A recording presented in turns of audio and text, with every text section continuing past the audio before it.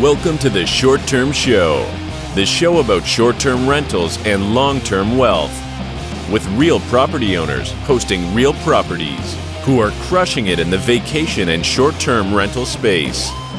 And here's your host, Avery Carl.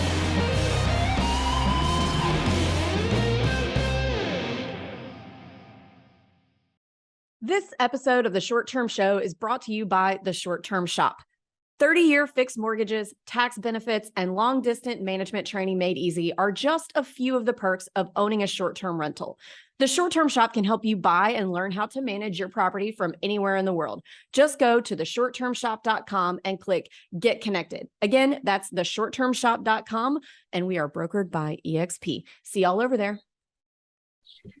Hey, y'all. Welcome back to another episode of the Short Term Show. I am very excited about today's guests. I am a super fan myself, so I'm going to try to contain myself while I'm asking these guys questions. So we've got Chris Voss and Steve Shull. They really need no introduction, but I'm going to let them introduce themselves and tell you a little bit about their background and their new book that they have out. Chris, do you want to go first? Sure. I'm Chris Voss, and I'm a ballerina. I heard that about you. Actually, it's a friend of mine here. I live in Vegas. A friend of mine, a woman who was running a SWAT team before she was a cop. She was a ballerina. Oh my goodness! So that'd make you.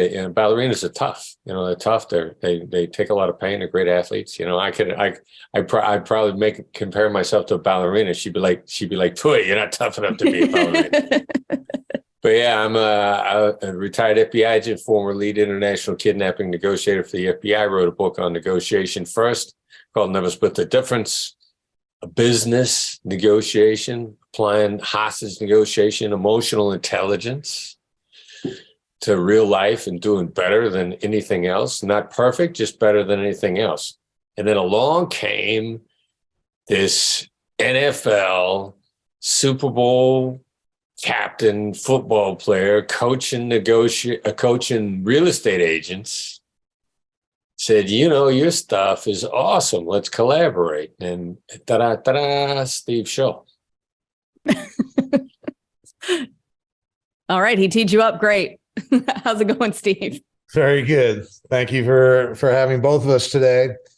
As Chris mentioned, my professional life started in the NFL as a linebacker for the Miami Dolphins, and then a knee injury ended my career after 4 years. And from there, I went back, got an MBA from the University of Miami, went to work on Wall Street for a period. University of Miami, is that the school they called San Quentin U? That's the one. That's the one. Now we get trouble. Okay. Then worked on Wall Street for about 5 years, and then ended up in Southern California selling residential real estate. 1991, first year in business, sold 53 homes. Second year was on track to sell 100. And I came up with the idea of creating a coaching program for real estate agents. And that's where real estate coaching started.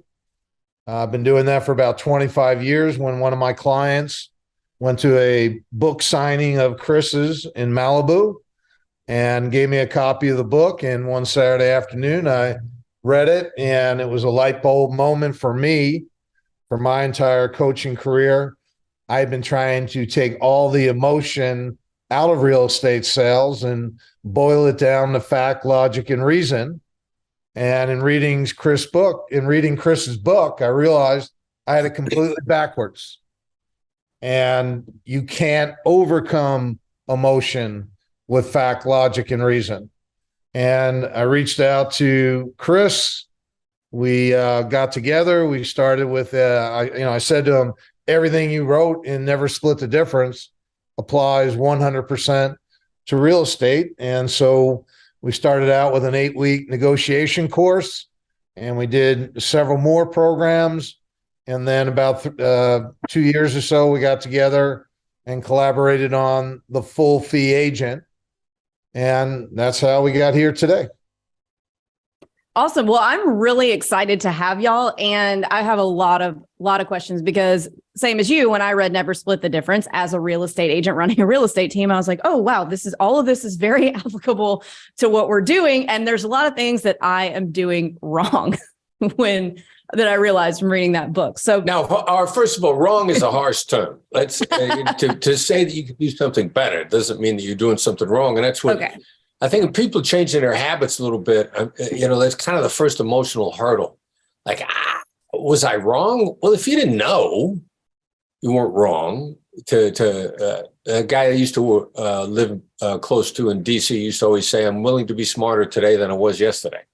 And just to ask you, just allow yourself to be smarter today than you were yesterday. That's all.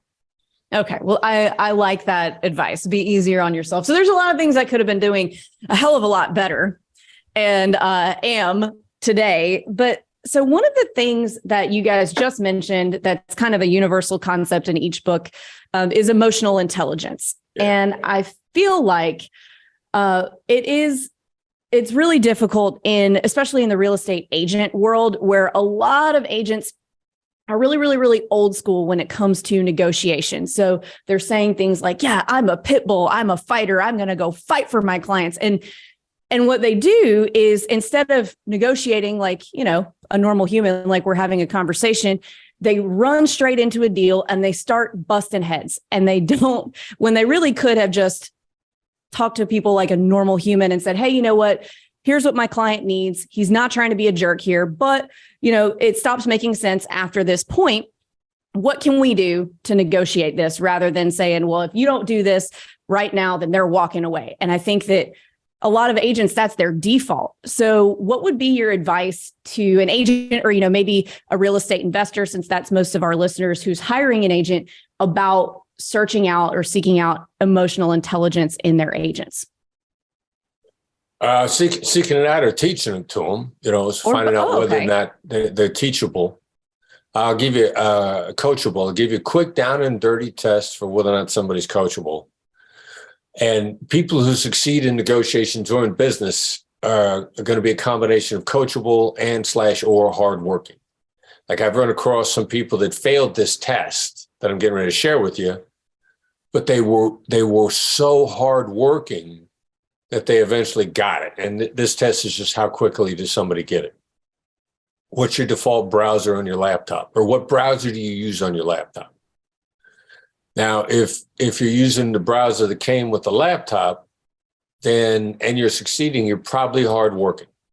This is a test that I learned about a long time ago. I read a book called Originals by Adam Grant. Adam Grant is a brilliant thinker, Wharton professor. In his book Originals, he said coachability correlates strongly with success. It's not a one-to-one correlation, but what's the default browser? And if they got a Mac and they're using Safari, they're using the default browser. But if they got Chrome or Firefox, they're taking the time to find a better way, not accept the default. So I thought, this is really interesting. I'm going to experiment with this. The experiment was at my class at USC, 50 students. I realized this is an unscientific experiment. I don't care. I'm a layman. I'm not a PhD. I could be unscientific all day long. I asked everybody in the class, what browser you're using on your laptops. Then at the end of the class, I compared the A students with the poor students, the best with the worst. Roughly 6 on each end, bell curve. 4 out of 6 of my top performers all had changed their browser to either Chrome or Safari. So it wasn't a 1-to-1 ratio on success. Fully a third of them didn't bother making the change. Simultaneously, all of the losers, all of the low performers, all of them simply took the default browser. So it's a correlation strongly with, if you're just accepting the situation as it is, that doesn't mean you're not going to be successful. You got to pull it out by being hardworking. The odds are it's harder for you to be successful, but all of your poor performers are not coachable, all of them. So when you're looking for people in advance, instead of a red flag, it's a yellow flag. Quick and easy test to see how coachable they are, or if they're not coachable and they're not hardworking, they're going to fail. There's no way around it. Okay. Well, that is a really interesting test, but I see how that makes sense. Yeah. I'm glad that I have Chrome on my Mac. So I was going to be silently crying if I had the wrong answer. That'd have been tough. But then the easy one there is like a third of them, just hardworking, relentless people. They're going to find a way to succeed. It might take them a little bit longer, but these are the people who are going to stay up at night. They're going to work on the weekends. And then ultimately, what we're doing, what Steve and I are teaching people is how to be successful and get their life back. So then if they're hardworking, eventually, okay, so you're successful. Like Steve was a ridiculously hardworking dude. He may be the hardest working guy on planet Earth. He's also extremely coachable. In his NFL career, the coach he admires most is the mere fact that he admires a coach, Don Shull, the greatest coach that ever coached in the NFL, right, Steve? Winningest coach in NFL history, exactly. And coachability is a huge factor in people being successful. And, people listening, going back to your question, the entire real estate industry is set up for people to fail, not succeed. Every force imaginable is conspiring to turn agents into being a commodity. And, the behavior that you mentioned earlier that they exhibit, they're just a byproduct of the system because that's the way we're programmed. And when I read Chris's book, it was like, wow, this is a 180-degree shift, which I made instantly. They were like, once you hear the truth, that's the truth. And one of the big things that we talk about in tactical empathy, which is the skill of making people feel understood, is making it about the other person, not you. The person who, rushes into that negotiation like a bull, which you described earlier, they're not making it about their client. They're making it about them and what they want. And rule number one in being a great communicator, a great negotiator, a great relationship builder is you got to make it about the other person. You've got to let go of whatever, your thoughts and your feelings so you can focus exclusively on the other person. That no one that I've ever come across with this whole idea of making people feel understood, no one ever talked about that. Stephen Covey got close with, seek first to understand before being understood. However, this takes it to a whole different level, which is make people feel understood. Because getting back to emotional intelligence, until someone feels understood, they can't hear anything you're saying. So salespeople are talking at people all the time, and they're not listening because they're not being made to feel understood. And making someone feel understood is about getting a "that's right" response. And that's what you're targeting. It sounds like, it seems like, it feels like, you're probably thinking, you're probably feeling. And when you get that's right, that's when you know that person gets that you get what they're thinking and feeling. And you'll actually feel a click. You'll actually feel the energy get in alignment. And so this whole idea about making people feel understood, this is a universal truth that no matter who's listening, no matter what they're doing, it can help them in their life tremendously, both personally and professionally. I think definitely making people understand that you understand where they're coming from is a big part of it. Like most of our clients are real estate investors and they're buying their first, second, third short-term rental. And I remember how terrified I was when I bought my first real estate investment. From the day we closed to the day we had our first booking, my husband and I stayed up until 2:00 in the morning every night, looking at each other, wondering if we just ruined our lives. And when I think, yeah, luckily we didn't 250 doors later. But I always try to look back, because we all kind of turn into the worst versions of ourselves in real estate deals because it's a lot of money. There's a lot on the line. And so when clients start to get really upset, or what seems to be like more upset than necessary about small things, I always try to look back to like, okay, think about how terrified you were. That's what they're feeling right now. So we need to work through this emotion with them rather than just be like, hey, you're being kind of ridiculous about this couch right now.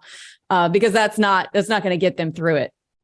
So what are some strategies that you guys recommend because you can't, like you said, get past emotional issues with logic? What are some strategies to work through those emotional intelligence problems, rather than trying to just be like, hey, you're being a little silly right now about this?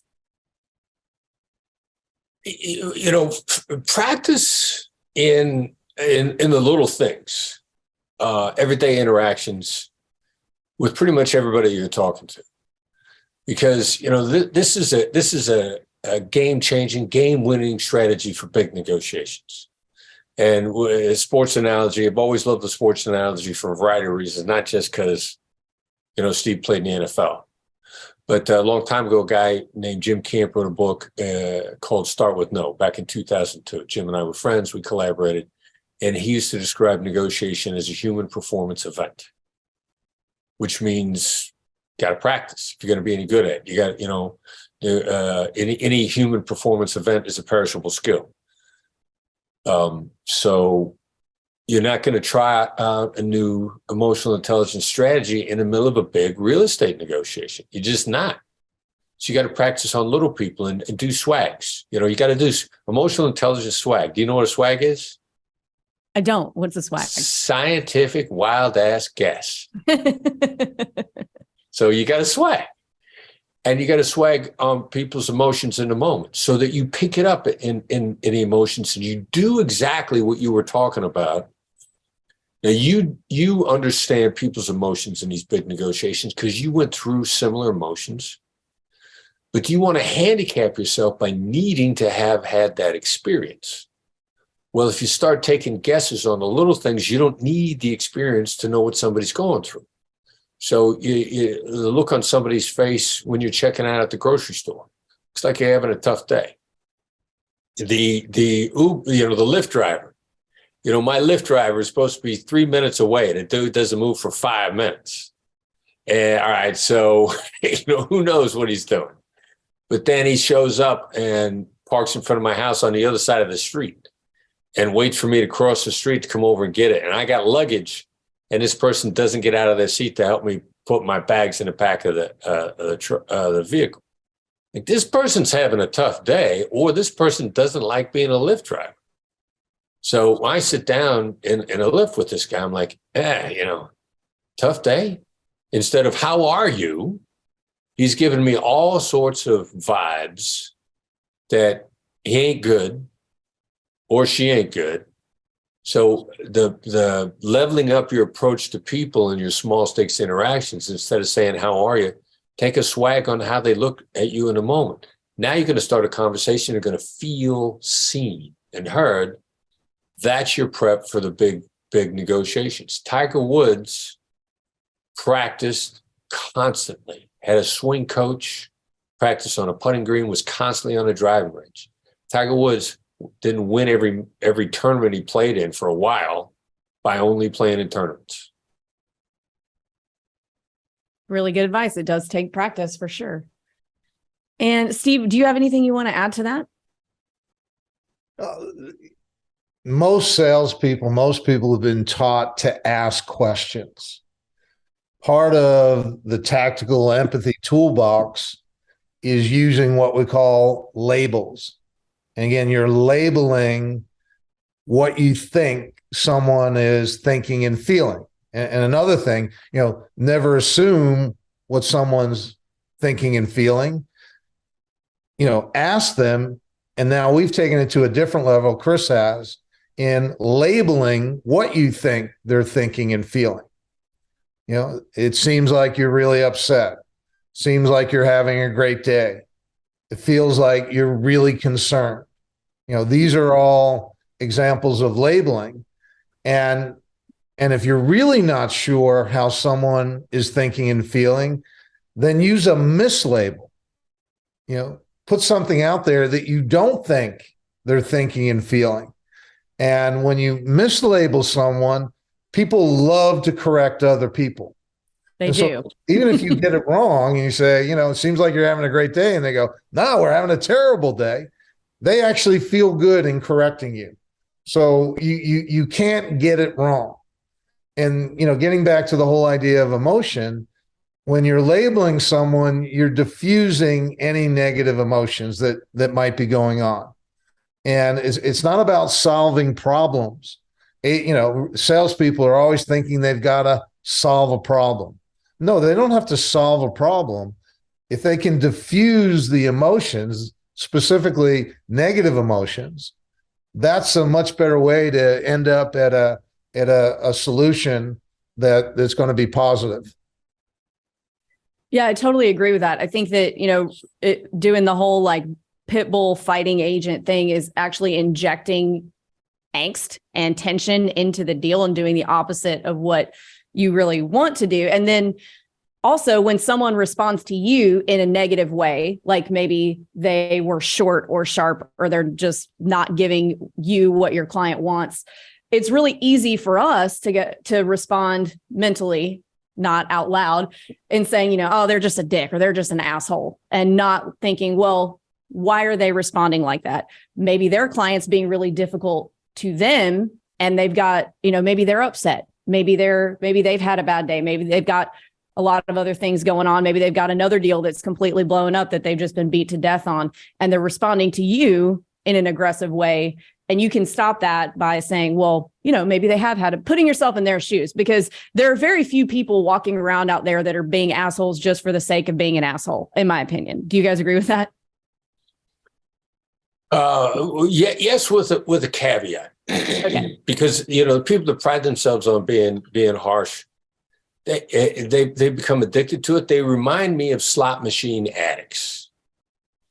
Like, each victory gives them such a dopamine rush that they stop paying attention to their win rate. And I live in Vegas. That was one of the things we were talking about earlier. I've always used it as an analogy. I'm not here because I gamble. I'm here because I like the taxes. They're earning. But the casino's got the numbers down. And the numbers are, you got to win 1 in every 84 polls. And then when you win, the bells go off and the things light up, and it's this huge celebration. You get this massive dopamine rush, and you get addicted to the dopamine rush, the celebration. And you forget that your success rate is only 1 in 84 tries. And I think people don't start out to be combative, pit bulls, jerks. But then the one time that it worked, the rush is so good that they don't pay any attention to how often they lose or how many people they drive away. So I don't think anybody ever starts out that way, but I think unfortunately becomes addictive behavior because of the celebration that obscures how often you fail. Wow, that was very insightful. Hey guys, hope you are enjoying this week's episode of the Short Term Show.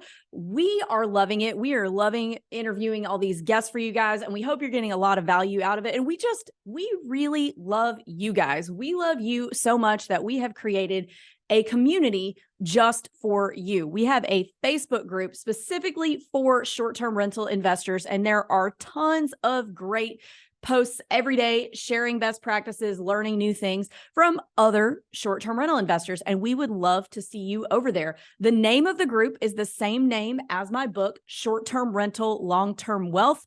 Head over and join the conversation. We look forward to seeing you over there. Thanks, guys. Hopefully you guys are finding all of these short-term show episodes to be really helpful. We certainly hope that you are, but maybe you have more questions and you just want to be able to ask an expert a certain question here and there. Well, we have at the Short-Term Shop open office hours on Zoom every Thursday, and you can sign up for free. So if you head over to strquestions.com, you can sign up to hop on and we will answer any questions that you have on short-term rental investing. Again, it's every Thursday and you can sign up at strquestions.com. All right, let's move on to another point in the book. So Steve's thinking right now, he either liked what I said or he thinks I'm full of shit. I don't know for sure which one it is, but I'm trying to read the body language. You know, I like what you say. Thinking. All right. So another point in the book that you talk about, Steve, is getting your life back. What do you mean by that? I work with I work with the best of the best in real estate. People doing 100 million plus, 250 million plus in total, sales volume, 500 million plus, close to $1 billion plus. And what I see across the board, is the more business they do, the more stress they have in their life. This whole idea of, more is better.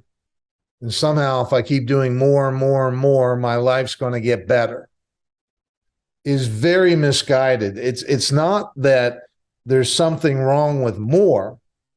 It's how you get to more. That's the thing.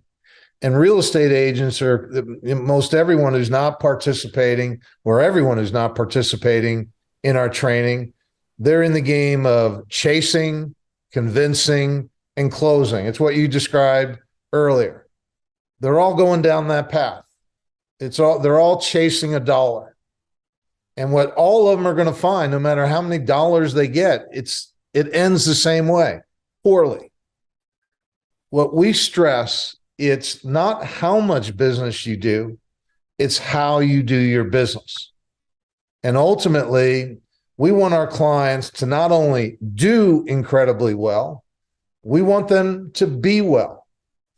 And what tactical empathy does for everyone who uses it, it takes all the stress out of the game, all of it. Salespeople are taking responsibility for things they're not responsible for. Delivering bad news stresses agents out all the time, and they're in the business of delivering bad news. That's what they do every single day. And one single line in that they'll learn in the book is, "I've got some really bad news." That one line takes so much stress out of any situation that might be difficult. Bracing people, learning how to brace people for bad news so that when you actually deliver the bad news, they're relieved. They're relieved. When you go to someone, "Look, I've got some really, really bad news. This is going to break your heart." They go to death. And so when you deliver whatever the bad news is, it's almost a relief. And so as part of this methodology, it gives agents, rather than being a commodity, which they're all being pushed in that direction, competing on price and giving away their stuff, we're empowering people to be human beings, not be doormats. They don't have to beg for business. They don't have to give their money away. The full fee agent. I can tell you in real estate, the most important decision any agent makes, and this is, how long have you been selling real estate? Since 2016. Okay. So you're fairly new. But for most people, this is going to be a 30 plus year career. And the most important decision they can make is the fee they charge. And when you make charging a full fee your standard, then you've got to become a better real estate agent. It makes no sense to charge a full fee and go broke. We're not promoting that. We're promoting, how do you charge a full fee and grow your business in a way that's sustainable and enjoyable?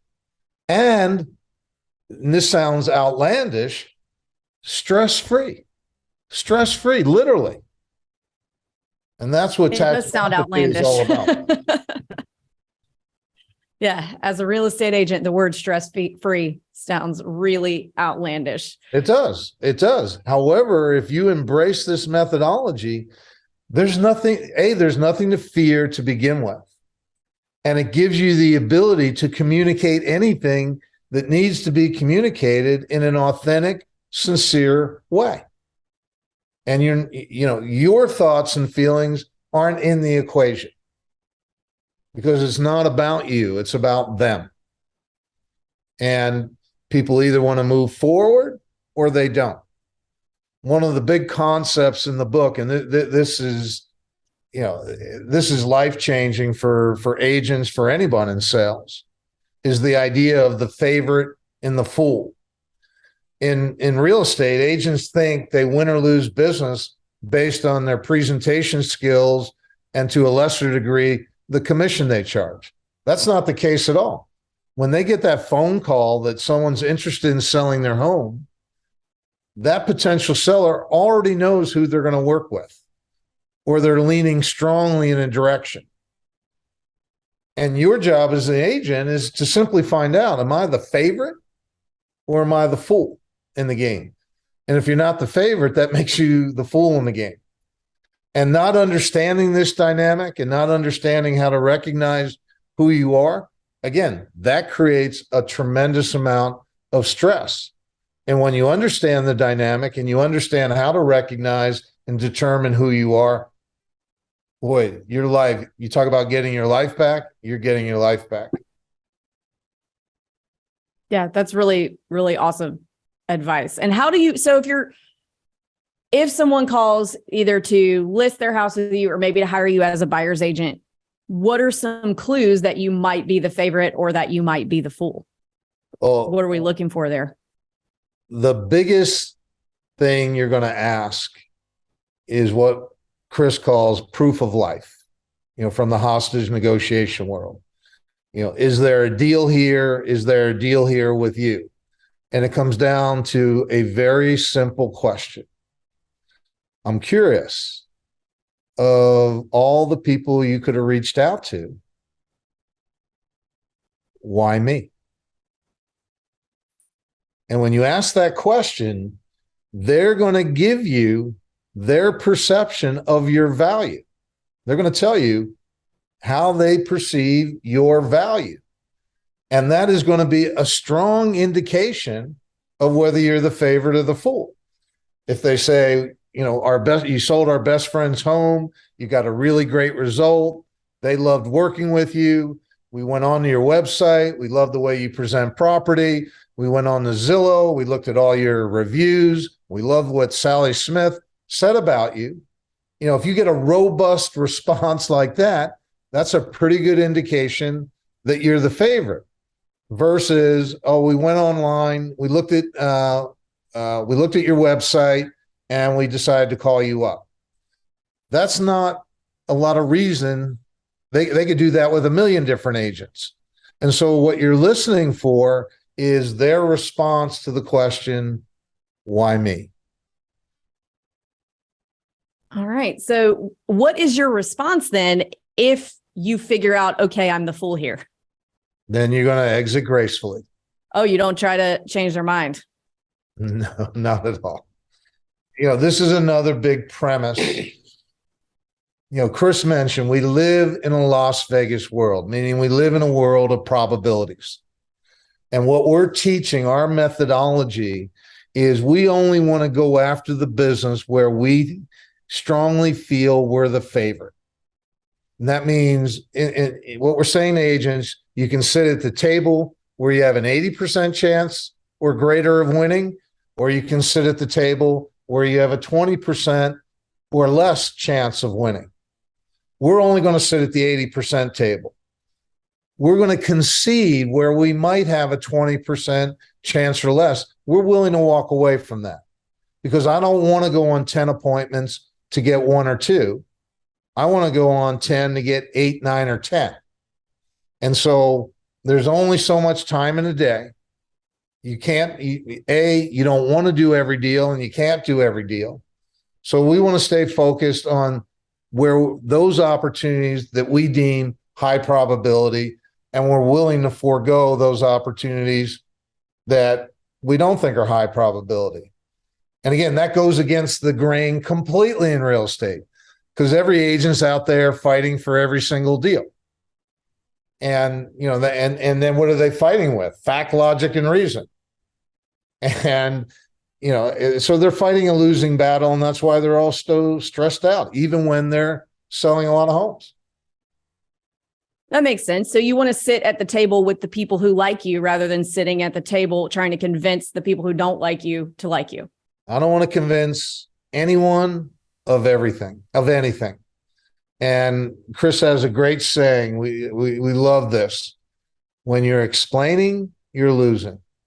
When you're explaining, you're losing. Oh, that's great. I love that. Talk about getting your life back. When you stop explaining, you're getting your life back because you're wasting your life when you're trying to explain to people why they should work with you. Wow. I was just sitting here pondering that. And then I'm like, wait a minute, you're on the air. So a couple more things that I want to hit on because we're running out of time. The first one is, so Chris, you said something before we were recording. You said, or maybe it was right at the very beginning. If you do something good, 3 people know about it. If you do something bad, 12 people know about it. Can you expand on that a little bit? Because I think that's so true. Yeah, you know, there's no such thing as a one-off negotiation. It just isn't. Either you're going to see this person again or people that know this person is going to hear about you. And, you know, what are some rules of life? If you do something nice, you know, good, 3 people know about it, but negativity gets around faster than anything else. If you do something bad, negative, predatory, take advantage of somebody, 12 people know about it. That was probably the biggest lesson to learn in hostage negotiation that I had to teach new people coming on because they're like, all right, so this is a one-off. We're never going to see this guy again. We could lie to him if we need to. You know, we could tell him that he could come out and get away, and we could have a SWAT team shoot him when he comes out. And you know, even if it is a one-off, and I used to say the only people you should lie to are the people you're going to kill. And even then, they got family and friends that are going to hear about it. So just lying, deceiving, taking advantage of somebody, it's going to come back to bite you. Number one. Number two, anybody that you're trying to take advantage of in some way, shape, or form, deception by omission, deception by the literal truth, any form of deception, or taking advantage of them or exploiting your leverage, there's a pretty good chance that this situation they constructed to test you. Like, dude, you know, especially in a high stress situation on the other side, distressed seller, somebody who's backed into a corner. They may just be testing you and checking to see if you're going to fail. So there's so much downside to doing something negative. It's guaranteed for long-term failure. It just eats away at your reputation. It eats away at your life. If you got a scorched earth approach to anything, pretty soon nobody wants to do business with you. It's just no way around the downside of how much damage it does to you, your life, and your ability to make money.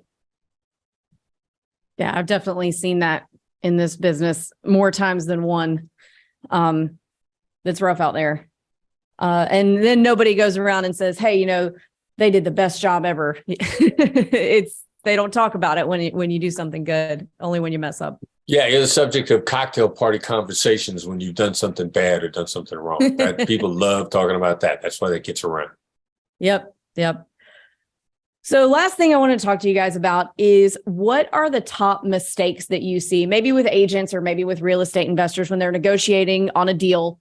What are the top negotiation mistakes that you see people make? Yeah, going first. You know, trying to explain your position, trying to take a position first. Just going first under any way, shape, or form, which is, in many ways contrary to what my academic brothers and sisters would teach, which is, go first, take your claim, just adjust the zone of possible agreement, the ZOPA, high anchor, extreme anchor, whether it's first or second, to try to affect the potential outcome. Going first is you giving away information when you should be gathering information. You don't know for sure where the other side's coming from. I hate the thought of leaving money on the table because I spoke up too soon. So I really want to know where the other side's coming from first, and then I can adjust and adapt. I need the information of letting somebody else talk first. That's kind of my first thought. Steve, I don't know. What do you think? Oh, the thing that drew me in to Chris's book was the title, Never Split the Difference. That's how every real estate agent negotiates. That's all they're ever trying to do is split the difference. And learning that is not, this whole idea of win-win, that's a bunch of nonsense. And, in reading both of the books, you're going to learn that it's not about splitting the difference. That's not a strategy that's an effective strategy for being a great negotiator. And again, understanding where the other person is and why they're in that position. Chris was alluding to, if you're talking, you're not learning. If you're talking, you're not learning. And too many people are doing too much talking versus how you listen has far more impact on a negotiation than what you're saying. And then we can take it even a step further. Tone of voice.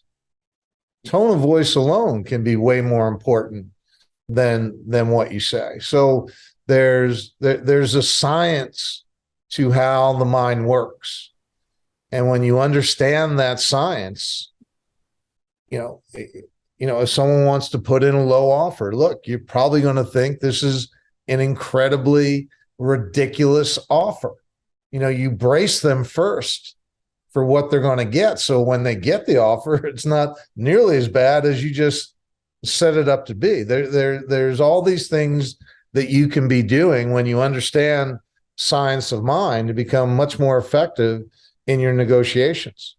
Yeah, door in the face technique. Set them up to be really bad, and then, hey, it's not that bad. Because we're human beings, we're wired to be negative. Just understanding fear of loss is a much greater motivator than the prospect of gain. Salespeople are always out there trying to pitch gain, benefit, and opportunity. That's not what moves people. What moves people is fear of loss. So, understanding, what's actually going on in someone's decision-making process can really help anyone in terms of their ability to negotiate. Do you guys think that today's culture of doing everything on text message and email, going back to what you said about tone of voice, hinders negotiations rather than people are picking up the phone and calling each other and hearing their tone of voice? Because I know with me, when I read a text message, depending on how I'm feeling, I might read it in a different tone of voice from the other person when, maybe it sounded harsh, but they didn't mean it harsh. So how do you remedy that? Because nobody wants to answer. I don't want to answer the phone. I'd rather die than answer the phone. I want to text, but I know that it makes a difference. So how do you guys recommend combating that when it comes to, being a real estate agent or investor, whoever you're negotiating with, combating the text culture? Yeah, well, you got to combine all three. Look at each one as a tool.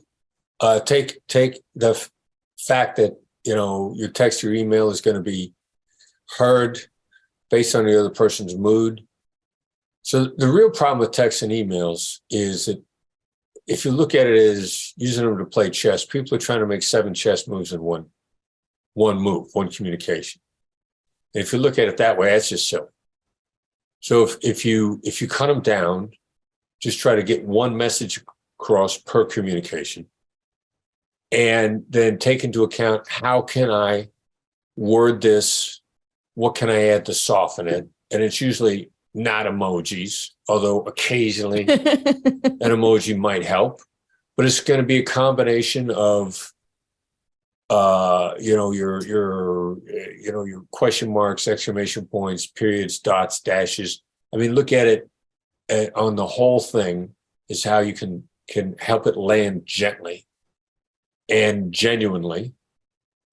And then the communications can become very effective. And then if someone has been very respectful and very cautious with their emails and their texts, and they've conditioned you that they're also cautious with their communications, like I get you to pick up the phone. I don't have anybody that ghosts me, and Steve probably doesn't have anybody in his life that ghosts him either. Doesn't matter what age they are, millennials or the next generation after them, whatever they call them. As soon as you start looking at the communication as all three are complementary and we don't waste people's time, people pick up the phone for us all the time. I'd pick up the phone for y'all. All right. When you really take the time to think about how is this going to land? How is this going to land? And give it some extra thought in doing that. And the other thing that we haven't gotten into is what we call no-oriented questions. Everyone's always phrasing things to get a yes response. And when you do that, you're actually creating resistance. When you frame things to get a no that serves you, would this be impossible? Would you be opposed? Would it be too much to ask? When you learn to start using no-oriented questions, you're going to get a much more favorable response than trying to get yeses out of people.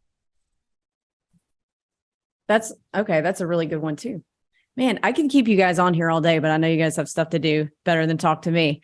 So we'll get to the last three questions of the show. We ask these to everyone. Everyone has a different answer, but first one is, what advice would you give 20-year-old Chris and Steve? For me, because I'm a natural born assertive, is just to be nicer about how I assert. So my strength and my weakness is the fact that, assertion is essential in negotiations. It's utterly essential, and it's inadequate. It lacks niceness, pleasantness generally, and it lacks in-depth analysis generally. So to me, just, keep your same morals, keep your same principles, keep your same objectives, be nicer about it. Because I'm, of the three types that everyone falls into one of these three types, I'm a natural assertive. All right, Steve? I could go on for hours here. I think what I would say to my 20-year-old Steve is the most important thing in life is to learn how to enjoy each day, no matter what is happening. Because if you can't figure out a way to enjoy today, then you've wasted today and you're not getting today back. And so again, for everyone, no matter where they are, happiness is not a condition, it's a choice. And you can choose to be unconditionally happy. And so that would be my coaching there. Well, I needed to hear that because I've certainly wasted a lot of days not enjoying them, being stressed out. So thank you for that. Next question. What advice would you give a new investor or business owner, entrepreneur getting started today? Focus on the process, not the outcome. Great advice. The advice I would give is don't be afraid to make mistakes. As long as you learn from a mistake, it's not a mistake. And you're only, by doing this, you've got to get your reps in. We talk about it all the time. It's no different in football. It's no different in negotiating. It's no different if you're going to buy, investment property. You've got to get your reps in. And just make sure you learn from every negotiation, every deal, one of the things we did in football after every game, every game is filmed. You go in, and the coaches go through every play and grade every player on every play. And then you come in as a team and you watch the film and you make any corrections. So what I would tell your investors is on every deal, okay, what did I learn from this deal? And keep a notebook, keep a running notebook. And, and if you keep learning from every deals, pretty soon the patterns are going to emerge. And you're going to see what works and see what doesn't work. We operate off of impulse and instinct way too much. Also really great advice. And this one's a little more fun. What is your favorite book that's impacted your mindset? Never Split the Difference. Hey, that's a great one. That you could totally plug that. I got a lot of books I like. I mean, it's a tough call because there are people that I think the world of that I hate to leave out. But the first thing that springs to my mind, Stephen Kotler's book, The Rise of Superman, about the science of flow. I mean, of the books that spring to mind initially, that's one of the first ones. Kotler's, he started getting into flow, and a number of people out there started getting into flow before we had the neuroscience to back it up. And Kotler's one of my favorites. He's a good guy. He's an interesting cat. And his book, The Rise of Superman, led me to a number of other books that he wrote. So that's the first thing that springs to my mind. All right. Steve? For me, it's easy. The Untethered Soul by Michael Singer. And it's really about developing the mindset of harmony. We can, this has been a big shift in my life. We're all programmed to believe that we can manifest and make things happen and all the goal setting. The truth is what's happening is happening. None of it is personal and all of it is temporary. And when you can get in harmony with what's happening, that is a complete life changer. I have not read that one. I'll definitely check that out. Well, guys, thank you so much for your time. I was super excited to have you guys on. I hope y'all had fun. If our listeners want to follow y'all on social media, buy your books, where can they do that?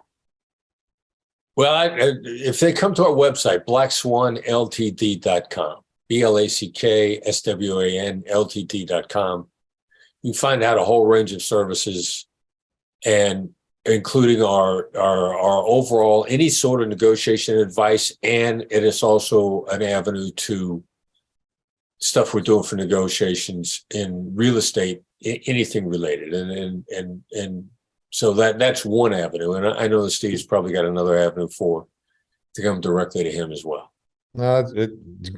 What Chris said, just second that. And I love your energy and love your enthusiasm. Keep it up. Thank you. Thank you guys so much for coming on, and we'll catch y'all later. Thanks. Yeah, it was a lot of fun. Thank you. Thank you.